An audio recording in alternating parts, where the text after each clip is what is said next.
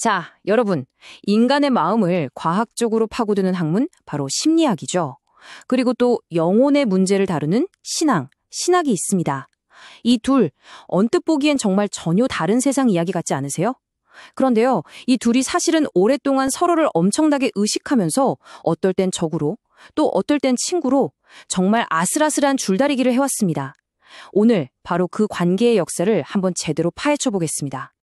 그래서 오늘 우리가 던져야 할 가장 핵심적인 질문은 바로 이겁니다. 신학과 심리학, 과연 함께 갈 수 있을까요? 이게 단순히 학문적인 논쟁을 넘어서 우리의 신앙과 정신건강 모두에 정말 중요한 질문이거든요. 오늘 우리는 이 둘의 관계가 어떻게 변해왔는지 그 여정을 쭉 따라가 볼 건데요.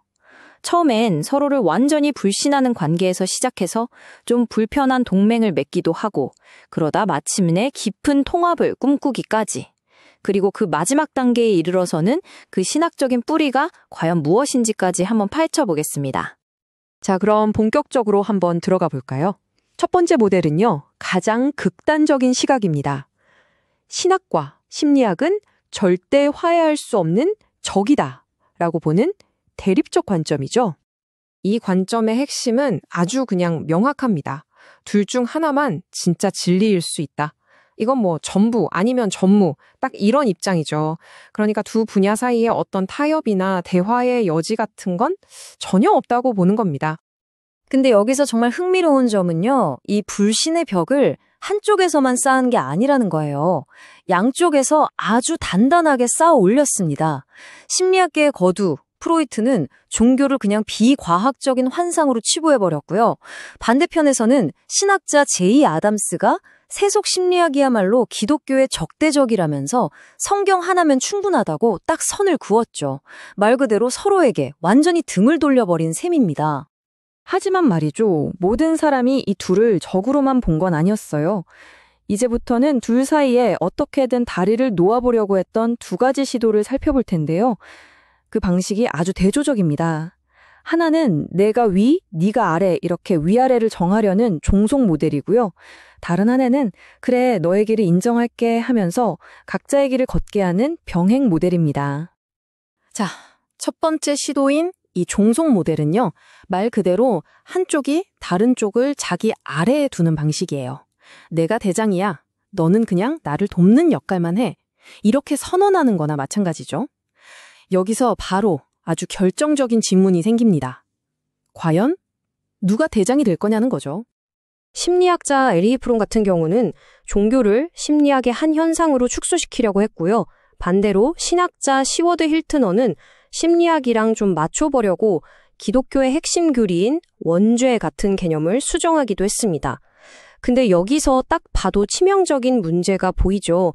어느 쪽이든 상대를 자기 입맛에 맞추려다 보니까 결국 한쪽의 고유한 정체성이 그냥 흐지부지 사라져버리는 겁니다. 자, 다음은 병행 모델입니다. 이 관계는 그래도 서로를 좀 더 존중하는 태도를 보여주긴 하는데 딱 거리를 둡니다. 마치 같은 대상을 설명하는데 서로 다른 언어를 쓰는 것과 같다고 할 수 있겠네요. 이 관점의 핵심은 주요 사상가인 게리 콜린스의 이 말 한마디에 아주 잘 나타나 있어요. 그는 두 분야가 사용하는 언어나 기술은 다르지만 결국 고통받는 사람들을 돕는다는 목표는 같기 때문에 서로 보완적일 수 있다고 본 거죠. 끼워 맞출 필요 없다. 그냥 각자의 길을 가자 이겁니다. 그런데 그냥 각자의 길을 가는 이웃으로 만족할 수 없다면 어떨까요? 서로의 지혜를 적극적으로 한번 섞어서 더 큰 그림을 만들어 보려는 시도는 없었을까요? 바로 여기서 가장 야심차고 또 가장 복잡한 마지막 모델, 통합적 관점이 등장합니다. 이 통합의 길은 주로 기독교 신앙을 가진 심리학자들이 걷는 길이에요. 이분들은 심리학의 발견들을 무조건 배척하지 않습니다. 오히려 굉장히 가치 있는 통찰이 있다고 보죠. 다만 중요한 건 모든 걸 그대로 받아들이는 게 아니라 신학이라는 일종의 필터를 통해서 좋은 것과 그렇지 않은 것을 가려내야 한다고 믿는 겁니다. 물론 이 통합적 접근 안에도 조금씩 다른 견해들이 있습니다. 로렌스 크랩은 성경을 필터로 사용하자고 제안했고요. 게리 콜린스는 그래도 신학의 우선권을 둬야 한다고 강조했죠. 또 카터와 네러모어 같은 학자들은 성경과 충돌하지만 않는다면 그 진리는 모두 하나님께로부터 온 것이라고 봤습니다. 이 복잡한 통합이 도대체 어떻게 작동하는지 보여주는 정말 기가 막힌 비유가 하나 있습니다. 드보라 헌신거라는 신학자가 칼케돈 신조를 빌려왔는데요. 신학과 심리학이 마치 그리스도의 신성과 인성처럼 서로 섞이거나 변질되지 않으면서도 구별은 되지만 절대 분리될 수 없는 그런 관계여야 한다고 설명했습니다. 와, 정말 멋진 통찰 아닌가요? 자, 그렇다면 신앙을 가진 사람들은 왜 이렇게까지 복잡하고 어려운 통합의 길을 가려고 하는 걸까요? 혹시 심리학의 도움 없이는 신앙만으로는 부족하다고 생각하는 걸까요?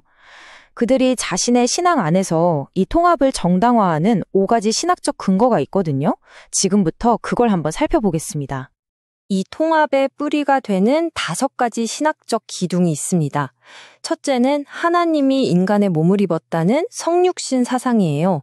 이건 우리의 심리적인 현실 역시 중요하게 여기라는 뜻으로 해석될 수 있죠. 둘째, 성경은 인간을 영혼, 유디 합쳐진 전인적 존재로 보기 때문에 마음을 다루는 심리학 역시 의미가 있다는 거고요.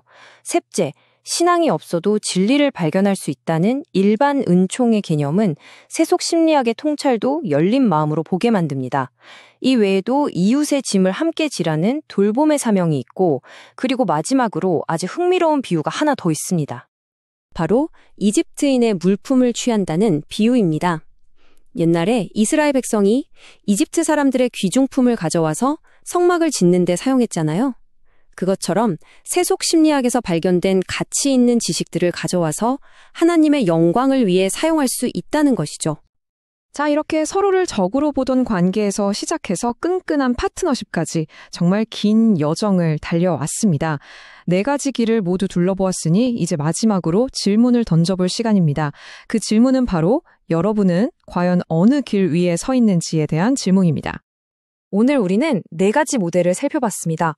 서로를 적으로 보는 대립적 관계, 한쪽이 다른 쪽에 흡수되는 종속적 관계, 서로의 영역을 존중하지만 거리를 두는 병행적 관계, 그리고 마지막으로 신학적 틀 안에서 적극적으로 손을 잡는 통합적 파트너 관계까지 말이죠.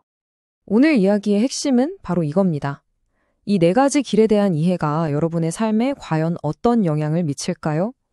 정신건강의 문제를 마주했을 때, 또 신앙의 여정을 걸어갈 때, 그리고 진리를 찾아가는 그 길 위에서 여러분은 이제 어디에 서서 이 둘의 관계를 바라보시겠습니까? 이 질문을 마음에 한번 품고 계속 생각해 보시면 좋겠습니다.